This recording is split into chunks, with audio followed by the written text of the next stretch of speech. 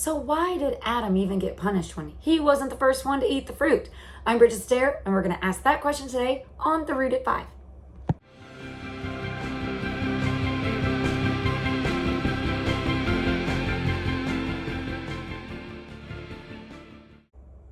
Welcome to week 3, day 4 of The Root at 5.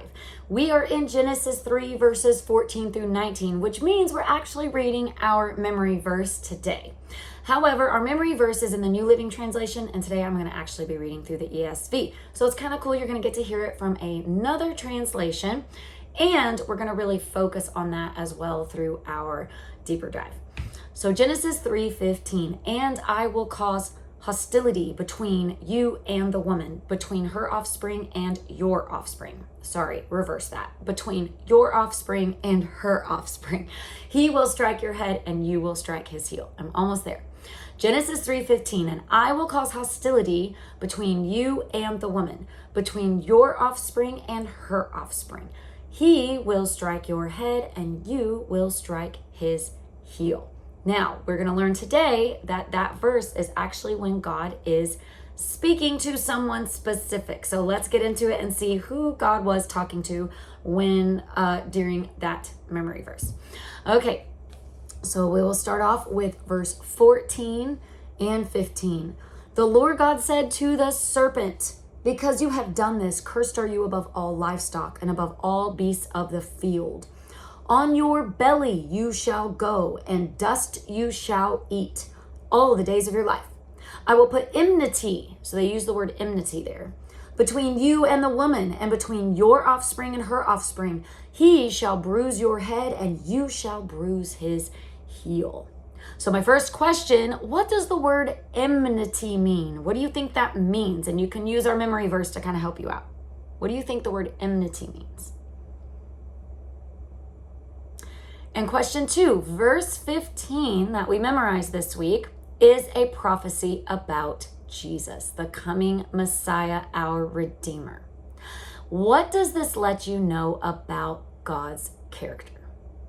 That we're already seeing a prophecy about Jesus. I'm going to keep going, verse 16. To the woman he said, I will surely multiply your pain and childbearing. In pain you shall bring forth children. Your desire shall be contrary to your husband, and he shall rule over you. Verse 17, and to Adam he said, because you have listened to the voice of your wife and have eaten of the tree, of which I commanded you, you shall not eat it. Cursed is the ground because of you. In pain you shall eat of it all the days of your life. Thorns and thistles it shall bring forth for you, and you shall eat of the plants of the field. In my opinion, that's when vegetables were created. By the sweat of your face you shall eat bread, till you return to the ground. For out of it you were taken, for you are dust, and to the dust you shall return. I'm just kidding, I actually love vegetables.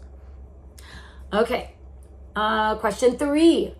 Why did Adam get punished, even though Eve is the one who gave him the fruit?